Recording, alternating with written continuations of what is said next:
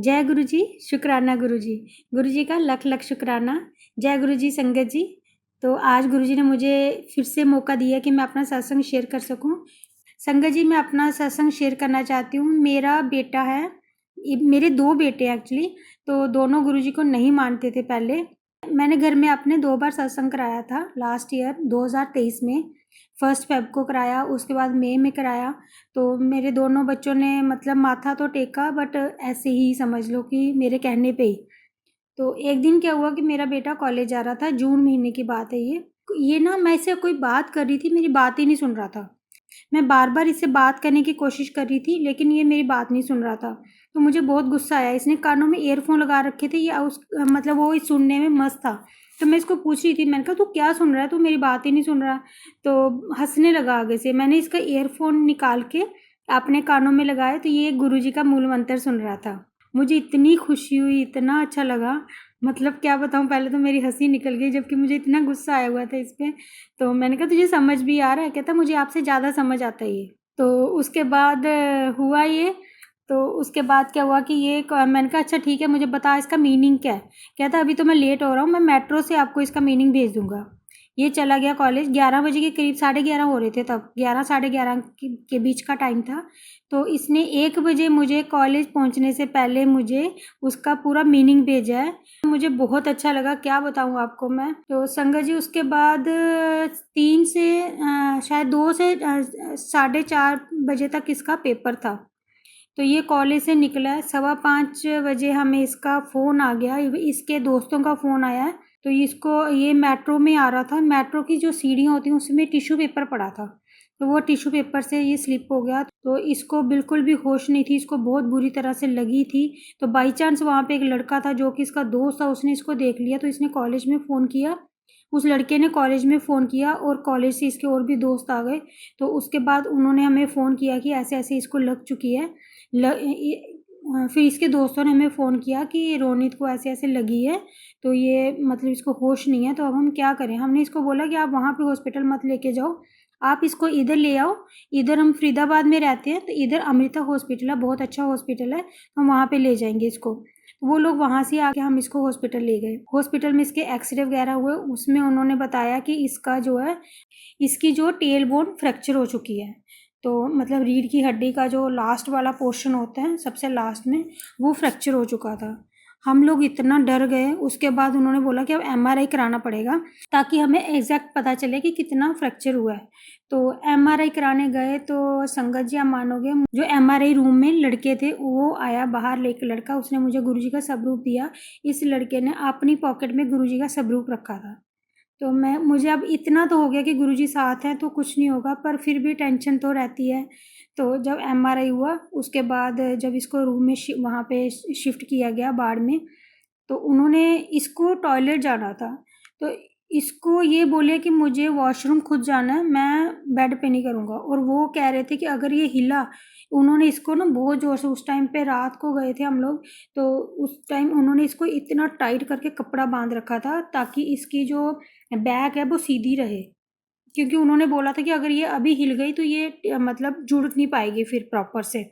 Doctor ने इसको बोला कि 6 महीने बेड से हिल नहीं पाएगा और इसको बहुत ज़्यादा दर्द होगा, तो वो आपको ध्यान रखना पड़ेगा। टेंशन लेने की ज़रूरत नहीं है। 3 महीने के बाद जो होते हैं, इसके टिश्यू बनना शुरू हो जाते हैं, तो 3 से 6 महीने के बीच में ये ठीक हो जाएगा।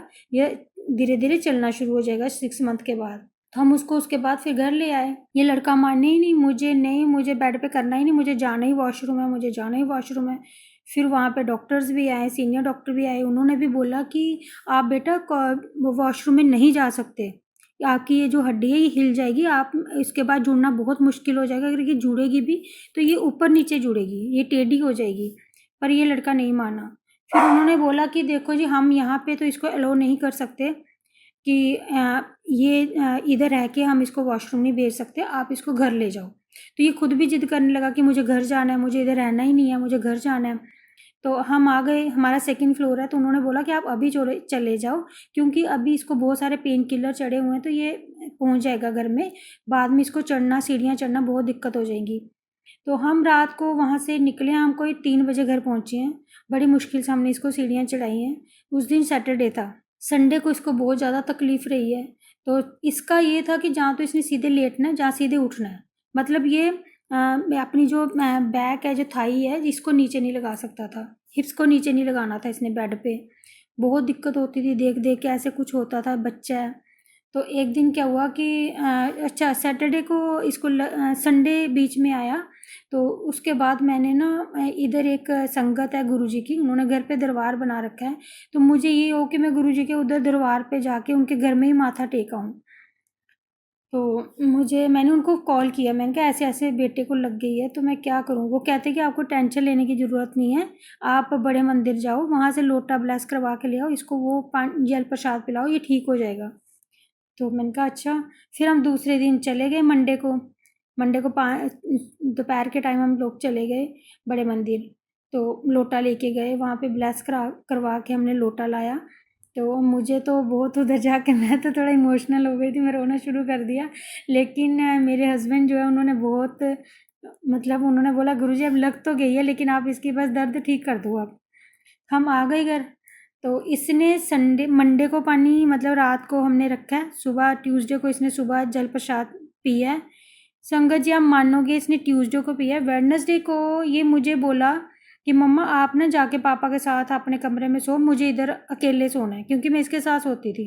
मैंने कहा क्या था, मुझे रात को डिस्टर्ब करते हो, क्योंकि मुझे क्या होता था ना कि रात को जैसे ही हिलता था मैं एकदम से मेरी नींद खुल जाती थी, मुझे रात में नींद नहीं आती थी। इवन अभी 2-3 दिन तो हुए थे। वो गुरुजी कहते थे कि मैं 90% अपने पे लेता हूँ, 10% अपनी संगत पे देता हूँ, लेकिन गुरुजी ने इसको 2% दिया, सिर्फ 2% दिया।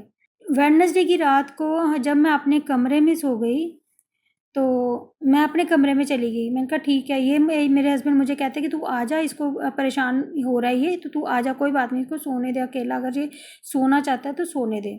मैंने कहा ठीक है। वेडनेसडे को रात को आप मानोगे 3:30 बजे के करीब मुझे ना बाहर से बर्तनों की आवाज़ आई। मैंने कहा ये किसकी आवाज़ आ रही है, इन्होंने भी, ये भी उठ गए। ये मुझे कहते बाहर से आवाज़ आ रही है। मैंने कहा हाँ आवाज़ तो मुझे भी आ रही है। हम दोनों बाहर आए, देखा तो ये लड़का कॉफ़ी बना रहा था खुद अपने लिए, कप में डाल रहा था, वो इससे डाली नहीं जा रही थी। तो संगत जी हम लोग देख के हैरान हो गए उस टाइम पे कि जिस बच्चे को डॉक्टर ने 6 महीने बेड पे बोला था कि ये बेड से हिल नहीं पाएगा, तो वो मतलब तीसरे दिन गुरुजी का एक ही दिन जल प्रसाद पिया, उसने चलना शुरू कर दिया। अच्छा बाहर आया, पहले तो हमने इसको खूब डांटा। मैंने कहा तू बाहर क्यों आया, तू फ़ोन कर देता हमें, तू खुद क्यों आया कॉफ़ी बनाने। कहता कि मैंने सोचा आपकी नींद ख़राब हो जाएगी, आप इतने दिनों बाद तो सोए हो अपने बेड, तो इसलिए मैंने आपको उठाया नहीं। मैंने कहा अंदर जा तू, मैं दे देती हूँ तुझे कॉफ़ी। हुआ।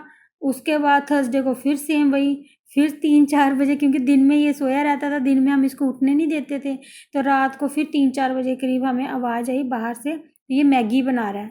आप मानोगे मैगी मेरे किचन में ड्रम में पड़ी है, और इस ड्रम मेरे बहुत सारे, इसको नहीं पता कौन से ड्रम में पड़ी है, इसने ढूंढी है पहले मैगी, ढूंढ के बना के ये बाउल में ही डाल रहा था। वही इससे ना एक्चुअली एक हाथ में स्टिक होता, एक हाथ से डाल नहीं पा रहा था, उस वजह से इसके फिर उस दिन मेरी नींद खुल गई।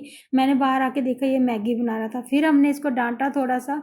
मैंने कहा तू क्यों आया बाहर, लेकिन मन ही मन खुशी भी बड़ी हो रही थी कि चलो बच्चे ने चलना शुरू कर दिया। तो बस उसके बाद इसने ऐसा चलना शुरू किया। वेडनेसडे के बाद इसने दवाई खाना बंद कर दी। मुझे दर्द ही नहीं है, मुझे दर्द ही नहीं है, इसकी दर्द बिल्कुल ख़त्म हो गई। इसने पेन किलर बंद कर दिया, इसने अपने मल्टीविटामिन दिए थे डॉक्टर्स ने, वो बंद कर दिए, सब कुछ, मतलब टोटली बिल्कुल सब छोड़ दिया। आराम से खाना खाना है, आराम से उठना शुरू कर दिया, आराम से बैठना शुरू कर दिया। डॉक्टर ने इसको बोला कि ये लाइफ टाइम ज़मीन पे नहीं बैठ पाएगा, और ये 2 से 4 किलो के वेट से ज़्यादा वेट नहीं उठा पाएगा। ये आज लड़का आराम से ज़मीन पे बैठता है, हर वो काम करता है जो एक नॉर्मल बच्चा करता है। बड़े मंदिर में ये सेवा करता है, ये 50 किलो का वेट भी उठाता है, 100 का भी उठाता है, ये 20 भी उठाता है, 10 भी उठाता है, कोई दिक्कत नहीं है। सारे काम गुरुजी ने ऐसी मेहर की, ऐसी मेहर की है कि मतलब क्या बताऊं कि गुरुजी आपका लख लख करोड़ करोड़ शुक्राना आपका, जो आपने हमें इस काबिल समझा कि क्या मतलब कोई अल्फाज ही नहीं है मेरे पास कि मैं गुरुजी का कैसे शुक्राना करूं। 1 हफ्ते के बाद हम डॉक्टर के पास गए हैं। डॉक्टर ने जाते ही इसको पहले देखा, वो तो इतना मतलब उसको समझ नहीं आया वो क्या बोले, कहते इतनी इम्प्रूवमेंट, क्या कैसे हो गया ये सब। तो हमने उसको बोला तो नहीं, लेकिन मन मन में सोचा कि ये सारा गुरुजी का ही है, हमारा तो इसमें कोई हाथ ही नहीं है। गुरुजी का ये ब्लेसिंग है ये कि एक हफ्ते में बच्चा खुद चलता हुआ हॉस्पिटल गया है, जबकि डॉक्टर को कोई उम्मीद नहीं थी कि डॉक्टर ये चल पाएगा।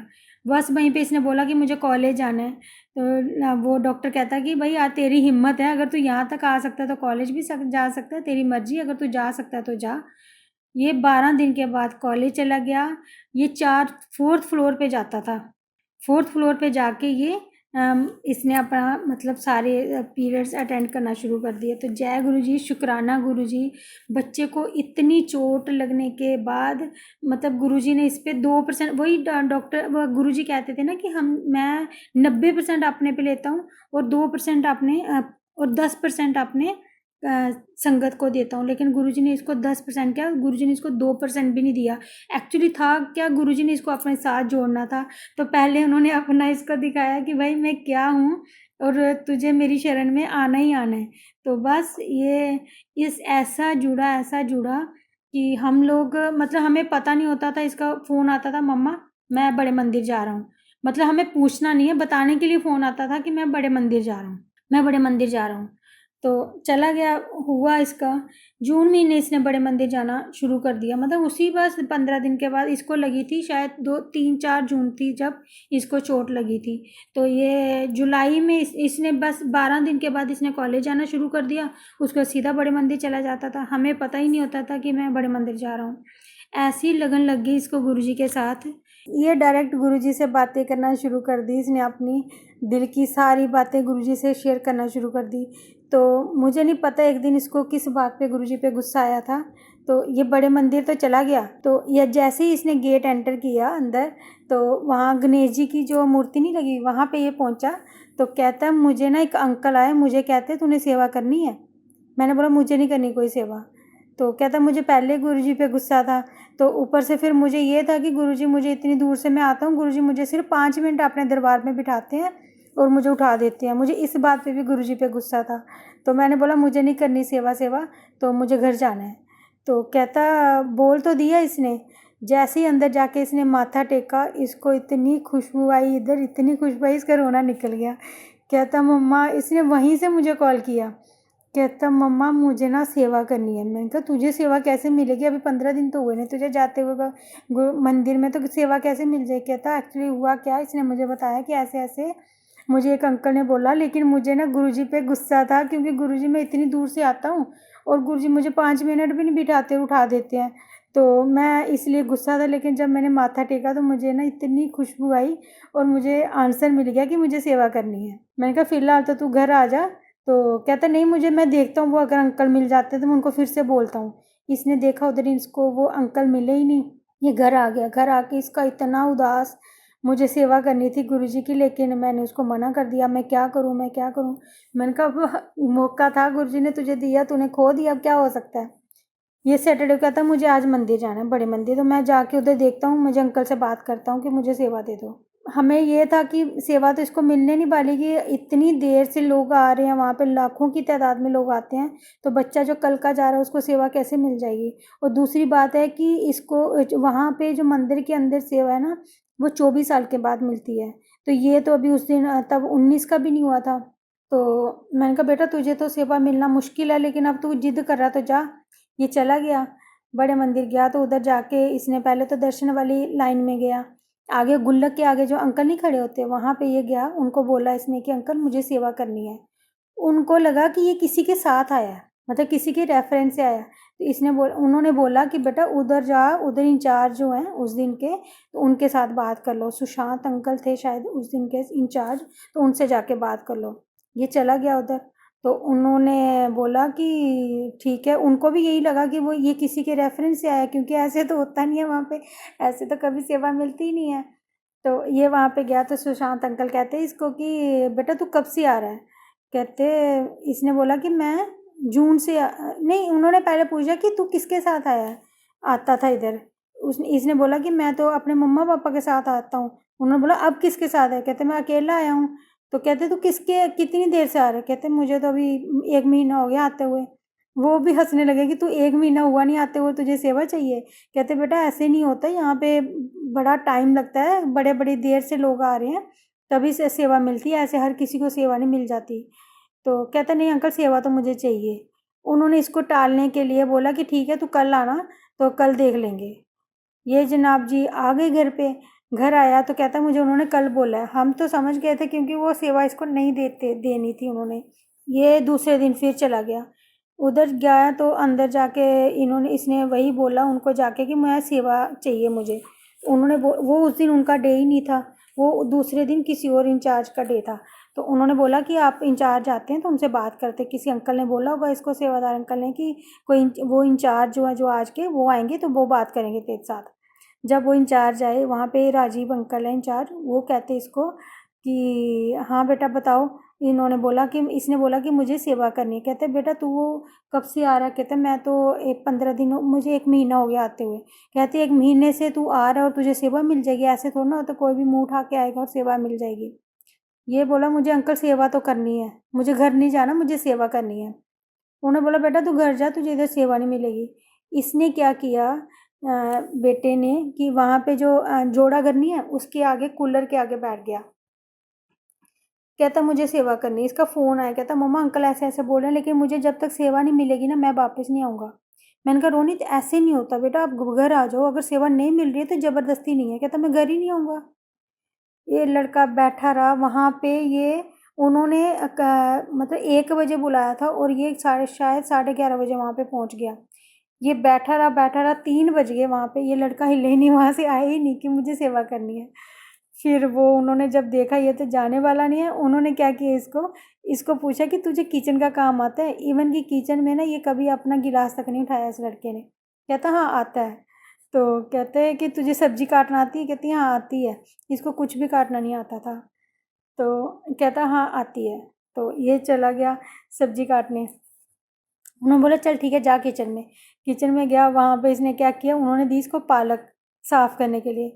इसने क्या किया कि थोड़ा सा भी किसी पत्ते को कुछ लगा हुआ सारा उठा के किचन में, सारा उठा के नाली में, पूरा जितना पालक था आधे से ज़्यादा फेंक दिया, इतना सा पालक बचा लिया। बाद में डांट वांट खाई, लेकिन उनको भी ये लगा कि बस भाई गुरुजी ने अपने साथ जोड़ना था तो जुड़ गया, वो लग गई सेवा इसकी। तो बहुत अच्छे से सेवा करता था। तो अब मैं क्या बताऊँ आगे, इसका सेवा इसकी लगी बर्तन साफ़ करने की। फिर उन्होंने इसकी बर्तन साफ़ करने की सेवा लगा दी।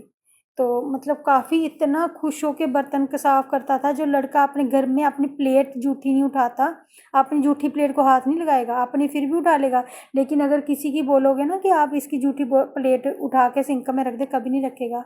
लेकिन वहाँ पे संगत जी आप मानोगे इतनी खुशी से अपने बर्तन साफ़ करने, जितने भी मंदिर में मतलब वहाँ के जूठे बर्तन साफ़ करने, फिर उधर की नालियाँ साफ़ करनी, पोछा लगाना, सब कुछ इतनी खुशी खुशी से करता था ना। और आज वो गुरुजी का ऐसा मतलब चहीता बन गया ना, मैं क्या बताऊँ, कि वो मुझे बताता है कि गुरुजी से कैसे कांटेक्ट करना है, कैसे गुरुजी से जुड़ना है। पता नहीं हमारे कि पिछले जन्म के कौन से कर्म हैं जो ये बेटा अब मुझे हमें मिला है। इसके कर्मों की वजह से शायद हम मतलब गुरुजी हमें ब्लेस कर रहे हैं। क्या कैसे बोलूँ, मुझे बोलना नहीं आ रहा, लेकिन गुरुजी की बहुत बहुत ब्लेसिंग है। थैंक यू गुरुजी, शुक्राना गुरुजी। अब ये मंदिर के अंदर तक गुरुजी ने इसको पहुंचा दिया। मंदिर के अंदर जो रंगोली बनती है अब ये वो बनाता है। धीरे धीरे स्टेप बाय स्टेप गुरुजी इसको अपने आगे आगे करते गए। तो आज ये, उसके बाद ये जल प्रसाद में लग गया। जल प्रसाद के बाद इसको बहुत डांट पड़ती थी, उधर बहुत डांट पड़ती थी। एक दिन अंकल ने इतना इसको डांटा कि तू यहाँ से चले जा, तुझे कोई ये नहीं है वो नहीं है, पता नहीं इसने कुछ गलती की होगी तभी डांटा होगा उन्होंने। तो कहता मेरा रोना निकल गया। मैंने बोला गुरुजी मैं एक तो सेवा कर रहा हूँ, ऊपर से इतनी डांट भी खा रहा हूँ। उसी दिन इसका क्या हुआ कि इसकी जल प्रसाद में सेवा शिफ्ट हो गई। अब जल प्रसाद से सीधा इसका दरबार के अंदर लग गया। गुरुजी की रंगोली बनाता है, जितनी भी समाधि में और कुटिया के आगे और मंदिर के आगे रंगोली बनती है, ये वो सारी रंगोली बनाता है। तो बहुत खुशी होती है गुरुजी से, बहुत खुशी। गुरुजी ने इतना दिया है, शायद जितना हम लोग डिज़र्व भी नहीं करते थे, इतना दिया है गुरुजी ने। अब इसके बाद मेरा छोटा बेटा भी गुरुजी के साथ जुड़ गया है। वो भी बस वो भी नहीं वो तो अभी तक नहीं मानता था। मैं आपको सही बात बताऊँ कि शायद 2 महीने पहले तक नहीं मानता था। तो एक दिन क्या हुआ, इसके पेपर थे, पेपरों में मुझे कहता है मम्मा मैंने ना बड़े मंदिर जाना है। तो मुझे लगा कि शायद ये छोटे वाले की बात बता रही हूँ मैं।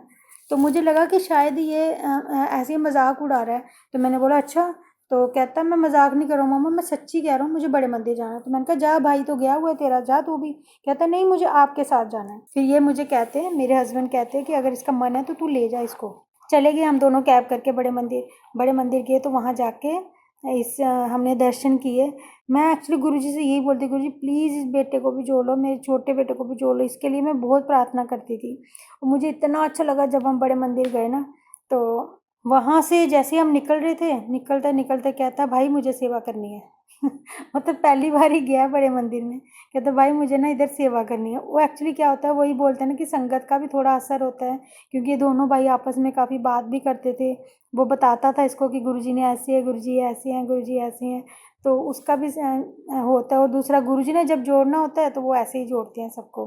तो बस अब मेरे दोनों बेटे बड़ी खुशी खुशी जाते हैं बड़े मंदिर में, दोनों जल प्रसाद की सेवा करते हैं। सैटरडे को जाते हैं, पहले वो रूह अफ़ज़ा बांटते हैं। उनको रूह अफ़ज़ा अंकल के नाम से भी जाना जाता है, और भीरू और धर्म भीरू के नाम से भी बोलते हैं इसको दोनों बच्चों को, क्योंकि दोनों भाई इकट्ठे वहाँ पे जल प्रसाद बांटते हैं। तो इनको धर्म भीरू का नाम दे दिया वहाँ पे, और रूह अफ़ज़ा अंकल भी बोलते हैं इनको। तो बहुत अच्छा लगता है, दोनों बच्चे जाते हैं। तो थैंक यू गुरुजी, शुक्राना गुरुजी, आपने इतना दिया, शायद इतना हम डिज़र्व भी नहीं करते थे। हर खुशी दी गुरुजी ने, हर सब कुछ दे दिया है। गुरुजी अपनी ऐसी ही मेहर बनाए रखना हम पर, और किसी के आगे हाथ ना फैलाना पड़े, बस इतनी रहमत करना कि हमें किसी के आगे हाथ ना फैलाना पड़े, कभी किसी के आगे हाथ ना फैलाना पड़े। जय गुरुजी, शुक्राना गुरुजी, सारी संगत का शुक्राना। गुरुजी कहते थे कि सत्संग सुनाने वाला का भी भला होता है और सुनने वाले का भी भला होता है। तो पता नहीं आज मन में बहुत हो रहा था कि मैं अपना सत्संग शेयर करूं, इसलिए मैंने कर दिया। तो थैंक यू गुरुजी, शुक्राना शुक्राना शुक्राना शुक्राना गुरुजी।